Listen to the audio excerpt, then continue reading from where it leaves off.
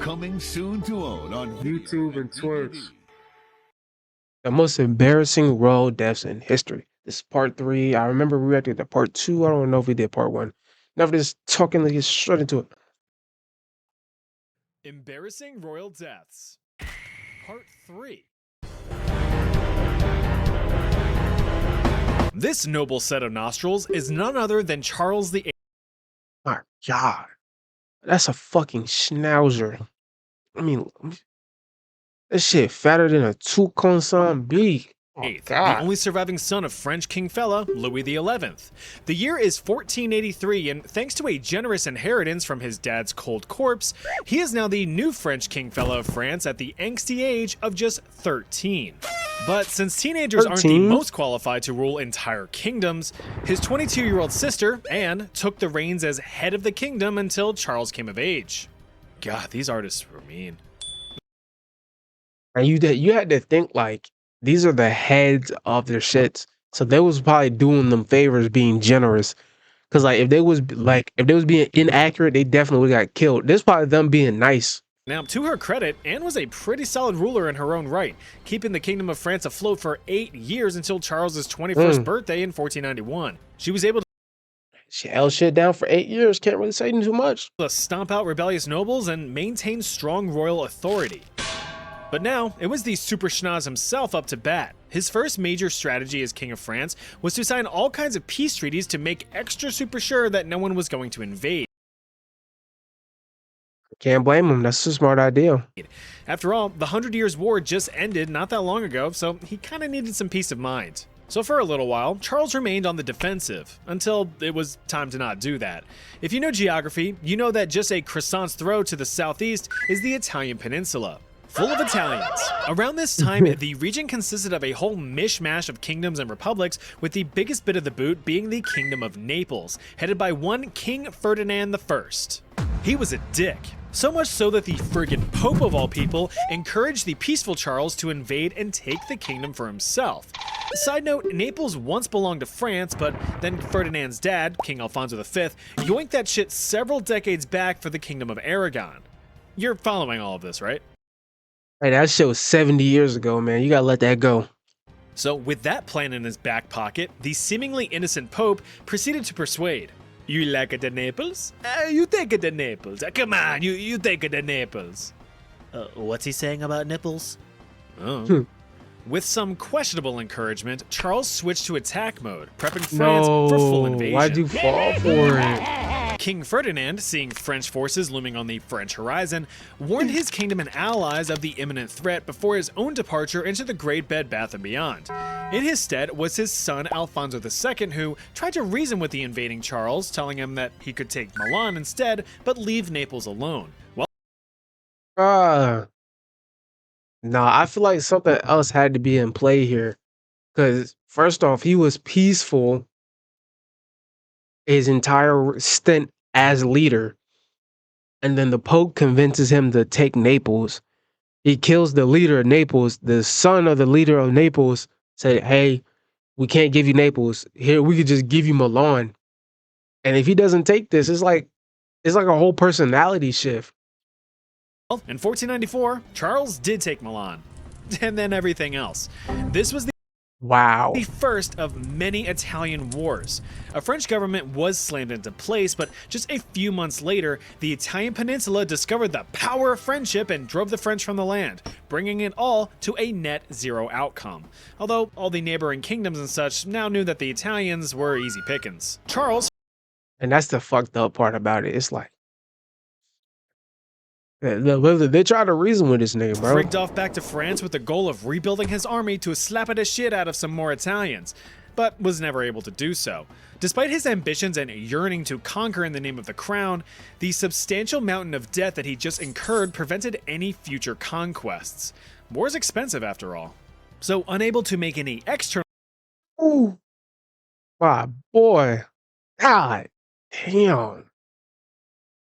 Like, that motherfucker, like, strong as nose. changes, he instead looked towards the internal, focusing on cultural expansion and pioneering the French Renaissance. He relished in lavish architecture, the arts, and sports. One particular sport being jeu de paume, or game of the palm. Think tennis. I was just about to say this shit look like pickleball / tennis. And no players didn't use rackets until the 16th century. So what they use is bare hands.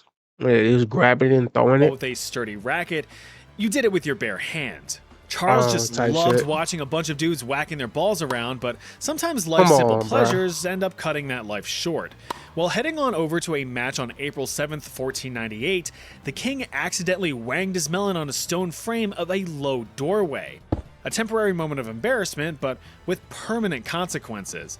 The king shrugged it off and continued to watch the game, and everything seemed fine. Until it wasn't. The king collapsed in his seat and fell into a coma. Yeah, that's Medical all it attention took. was called right away, but King Charles VIII had died just 9 hours later at the age of 27. He left the Kingdom of Damn. France fractured and in massive debt. Now, this little mishap is the king's most cited cause of death, but some modern historians claim that neurosyphilis and epileptic fits may have had something to do with it. Luckily, though, the king had 6 whole kids to carry on the family lineage. Oh wait, they all Damn, died in 6. infancy. Oh, Bummer. shit. Yikes. Uh-oh. Little Duke is of really Jin. known about Duke Qing of Qin, with limited surviving Duke Qing of knowledge of his Qin. existence being written in ancient Chinese texts, mainly the famous Zhou Chuan, which discusses Zhou Chuan. many ancient Chinese historical figures in the context of moral teachings and symbolism. Well, this poor Duke got the short end of the stick with his life lesson. What we do know about dear old Qing was that he was a prominent ruler in the state of Qin during the Eastern Zhou dynasty, somewhere Damn, he got one of the smallest little countries.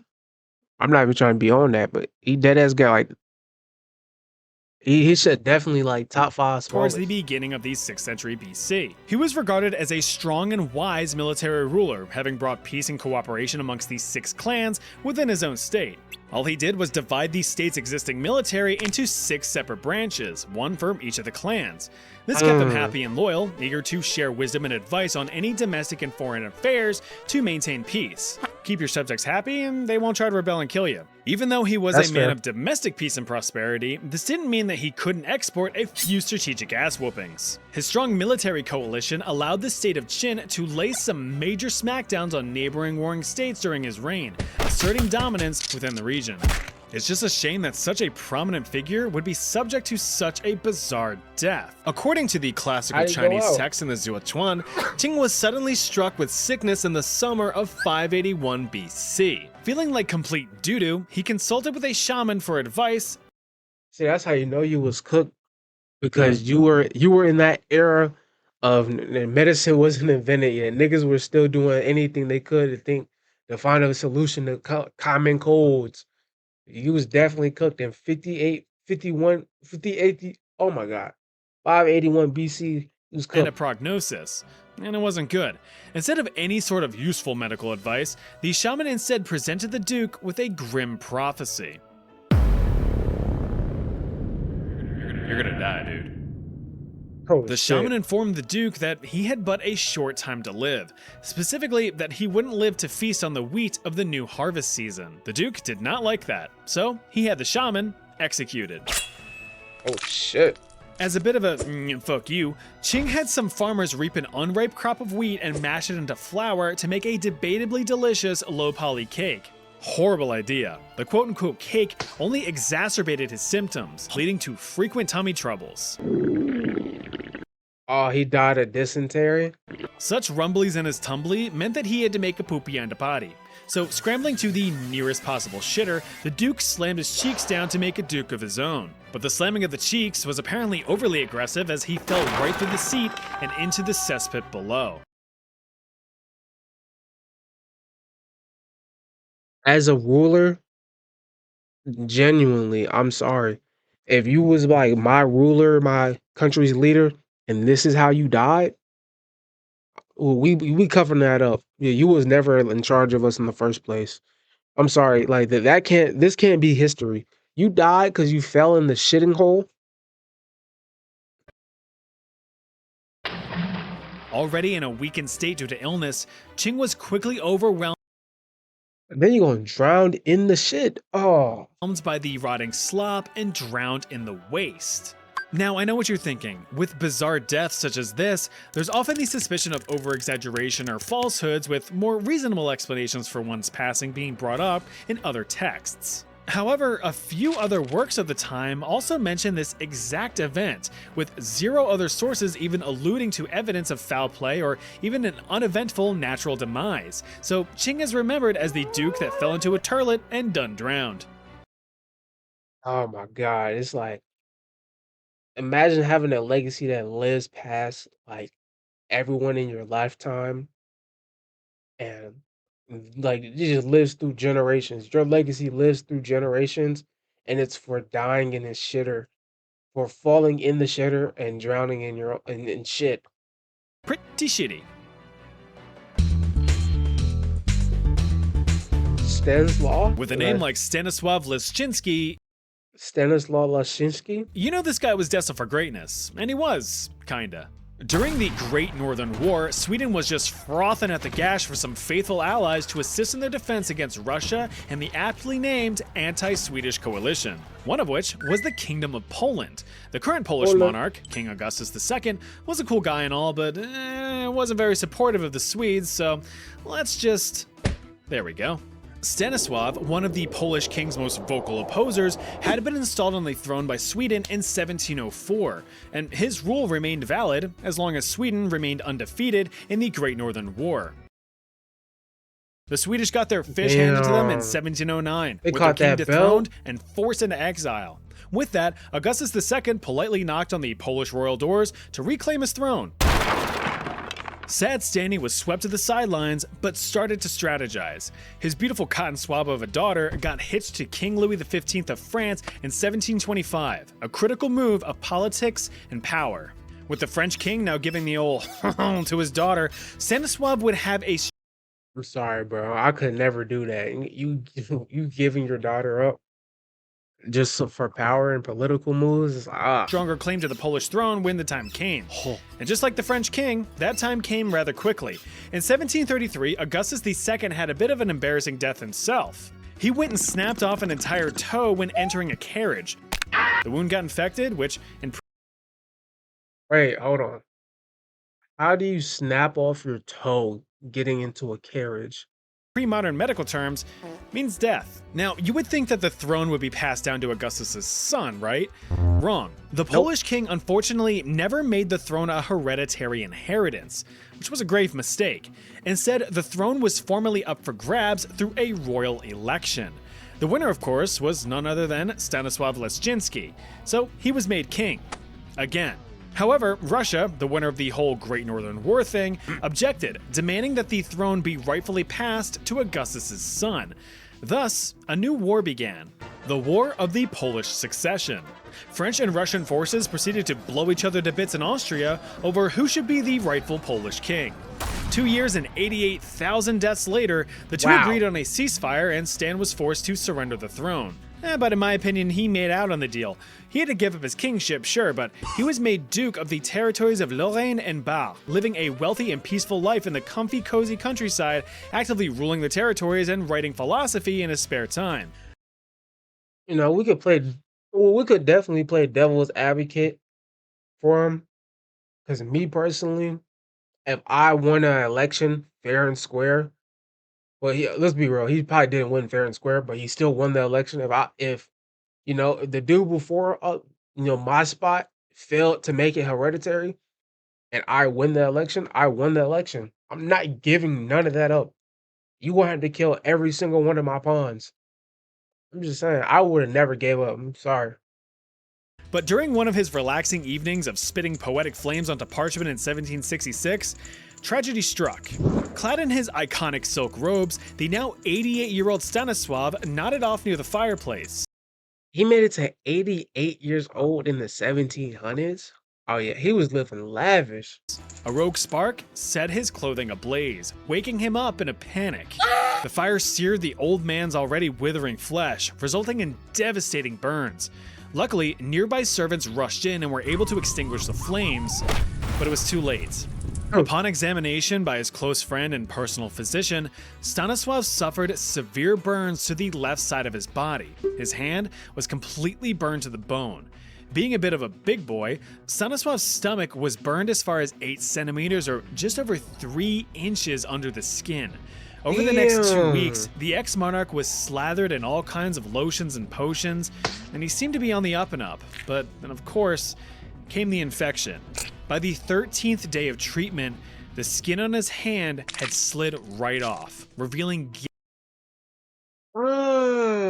gangrenous sores. He was covered in oozing, festering, and excruciatingly painful wounds.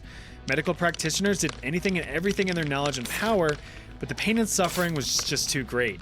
Unable to bear even the slightest movement, Stanisław was transferred to his armchair where he painfully passed on February 23, 1766. His territories of Lorraine and Bar transitioned over to French control upon his death, a stipulation that was agreed upon when he became duke. Word of advice, don't sleep within inches of an open fire unless you want to end up a burnt pile of pus.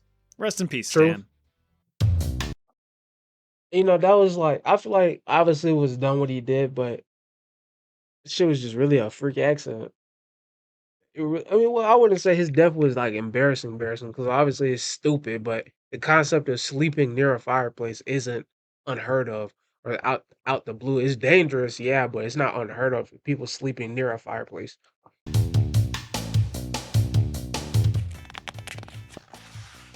Bela the Bison was a man of great fame, whose physical achievements gave him his name. Vigorous strength and tactical skill forced friends and foes to bend to his will. Power he had, but a crown he had not. In a brother's betrayal, he would find himself caught. But blood can be spilled and bond can be broken if you've only the will and the words to be spoken. Now take caution and heed with what was agreed. Your fate will catch up at blistering speed. Heavy is the crown if the throne should be weak, for this king will be lost with a simple squeak. That took me like 20 minutes to write. Anyway, Bela of Hungary was a strong dude, having gained his fame after slapping the socks off of a formidable Pomeranian warrior. No, not the dog, the region. His big brother Andrew was crowned king of Hungary around the year 1046. That was good news for Bela, because thanks to the Hungarian rule of fraternal succession, he would be next in line to the throne in case anything happened to his brother, which, of course, being king, usually meant that something was going to happen to you. And something did, but not from any foreign entity wishing to grab a piece of that land. It was Bela himself. Andrew had completely circumvented that whole tradition of fraternal succession, revising the rules to instead have the crown passed to his own son. Daddy, I wish to be king, Daddy. But Andrew famously offered Bela a choice. Take the crown and probably get assassinated, or take the sword and remain a faithful and noble warrior. Bela took the sword, but had no intention of remaining loyal.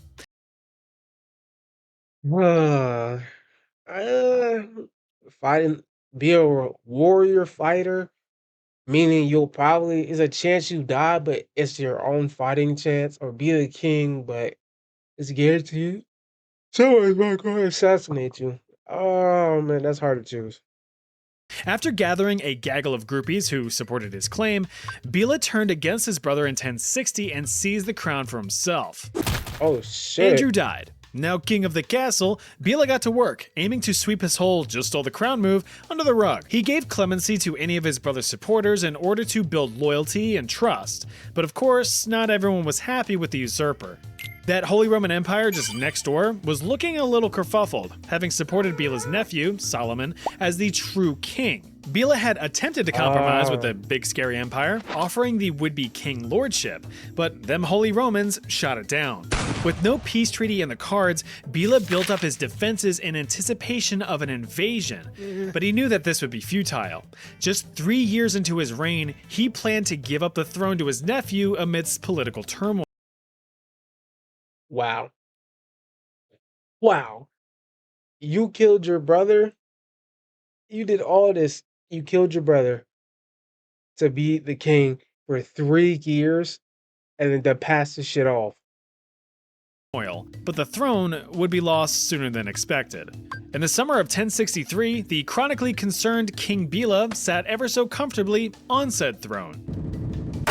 Yep. According to several medieval chronicles, including the Chronicon Pictum, a 14th century Hungarian compilation of 11th and 12th century records, Bila's own throne collapsed out from underneath him. Was it sabotage, karma, poor craftsmanship? Who knows? Now, he Definitely was still sabotage. alive, but Bila was seriously injured from the whole debacle, reportedly seeming half dead. Well, he became full dead several weeks later, succumbing to his injuries in September of 1063 at the age of 45. That little nephew of his ended up taking back the throne. After it was properly Nephew. repaired, of course. Archduchess Matilda of Austria didn't really get to accomplish much in her life. Matilda. That's because she was only 18 when she crossed over into the Shadow Realm, unfortunately by her own mistake. And boy was it a doozy. Matilda came from a powerful family lineage. Her grandfather, Archduke Charles of Austria, was a key figure in defeating Napoleon Bonaparte in the Napoleonic Wars. Her great-grandfather, Leopold II, was the brother of Marie Antoinette and the penultimate emperor of the Holy Roman Empire. So she had some huge shoes to fill. Now, unfortunately for Yeah. Matilda and most noble women throughout history, this usually meant that you were just going to be married off to someone powerful for political gain, which was the case. Matilda was to be betrothed to the crown prince. I'm not gonna lie. Arranged marriage is like, I wouldn't say it's scary, but it's like it's weird. Mm, Obviously, it's weird, but trying to think of a better word, because saying things is weird is kind of lazy.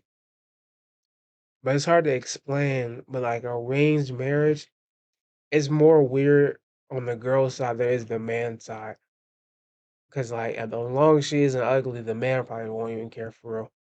But if it's the other way, like the girl, like if the dude got like a weird personality and she don't find out till it's too late, it's like she's stuck. Of Italy in an attempt to turn down the temperature on some heated relationships between Italy and the newly formed Austria-Hungary, because marriage always helps fix bad relationships. However, these marital celebrations would never come to be. You see, young Matilda was a woman of habit, a bad habit. Since she lived in such a state of stress, she savored the smoking of cigarettes. Oh, I know her breath stunk, teeth all yellow and decayed, tongue white. Of course, her father wasn't too keen on this tendency of tobacco dependency, often warning her of the dangers of such a habit. This habit is dangerous. He also warned her of the many health risks. There are many health risks. Finally, he had straight up forbidden her from smoking. But all of those foreboding flashbacks didn't prevent the Archduchess from indulging. One evening in May of 1867, Matilda was getting ready to attend the theater, dressing up in her finest, poofiest, most combustible dress. After fitting into the thing, she fancied herself a tobacco snacky, lighting one up for a few quick drags. Whilst puffing on. away, her ear holes detected the vibrations of footsteps approaching. Her father's footsteps. In a panic, she carelessly concealed the cigarette in the back folds of her dress. "All ready to go to the theater, my dear?" he said in whatever language. You had more. I don't know if she actually had more, but in the photo, she pulled out a full carton. You could have got more. Why did you put a live cigarette in your dress?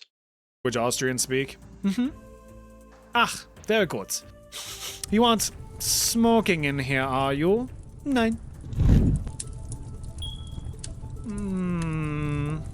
Okay then, off we go. The poor girl's dress ignited in a roar of flames. Her blood-curdling screams alerted servants to attempt to extinguish the fire. They were successful, but the damage was done. The Archduchess's neck, her back, her arms, and her crack all suffered severe second and third degree burns. She was alive, but in critical condition. Ugh, so no She made it theater. For more than 2 weeks, Matilda received around-the-clock care for her wounds. Similar to poor Stanislav from before, the medical knowledge at the time surrounding treatment of severe burns remained limited. No more than just lathering ointments and bandages and hoping for healing. The crucial process of removing dead skin and applying antiseptics just wasn't standardized or even practiced yet. This resulted in victims succumbing to deadly infections from the fetid flesh. Matilda's wounds turned gangrenous as the infection continued to spread. Despite medical efforts, she died from her self-immolation injuries on June 6, 1867. Remember, that's Don't make smoking that joke. kills. Rest in Unless you're peace. smoking a tender rack of ribs.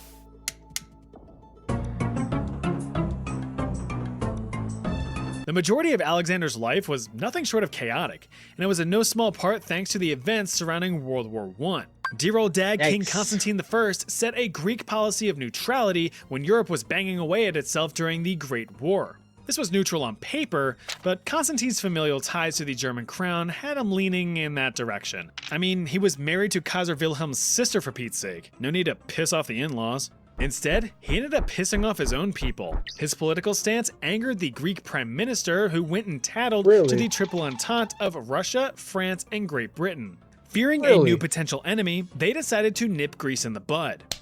In 1917, Constantine was thrown off his throne, surrendering it to his younger, more easily manipulated son, Alexander. Alex regrettably accepted the crown at age 23. You see, even though he was now king, Alex knew that he held no real power. That was instead now transferred to the prime minister. Now viewed as traitors, Alex's family was cast into exile. As for Alex himself, Wow. he fled Athens to his family's summer home in Tatoi, which is That's a nice ass house. Like, you gotta be having crazy motion to get a house like this. like right up the road. Seriously, it's like a half-hour drive. But it was here that Alex suffered what he thought was a rather inconsequential wound. Well, he was about to be proven very wrong. While out on a stroll on the palace's property, Alex noticed that his pet dog was getting bullied by one of the palace's steward's pet monkeys. He rushed over to break up the fight. So that's just a rich nigga conversation. Someone's dog was getting beat up by one of the butler's monkeys. But was intercepted by a second monkey bearing vicious fangs. Macaque! That's right, a Barbary macaque. The monkey chomped Alex right on his chest Oh. and on his leg. Luckily, he was able to fend off the beasts, returning home to assess the situation. The bites were small, so Alex wasn't too terribly worried. His wounds were hastily cleaned and dressed, but not properly disinfected. You can probably guess where this is going. Just a Yeah. few meager hours later, Alex developed a crippling fever. The wounds had already developed an infection, and sepsis was beginning to set in. Sepsis, in case you didn't know, is your body's oh fuck response to a severe infection. Your immune system goes into crazy maximum overdrive to fight off said infection, but can very well end up killing you as it tries to save you. Unfortunately for Alex, his doctors could not control his fever and considered amputation of the affected leg to It was that bad they was gonna cut a leg off. minimize further spread of the infection. Neither doctor wanted the figurative and literal blood on their hands. The king's condition worsened over the following weeks before he finally bit the dust on October 25th, 1920 at the age of 27. Never mess with Wow. monkeys. They are no joke. But that was the most embarrassing royal deaths in history. Let me know how y'all feel about that down below. That being said, I'll see y'all boys later, though. I'm not trying to score. Your heart's an open door. I got the key. I'm trying to keep composure. There's more. I know you want some more. Oh, oh. Can your body hear me? Want you to feel me?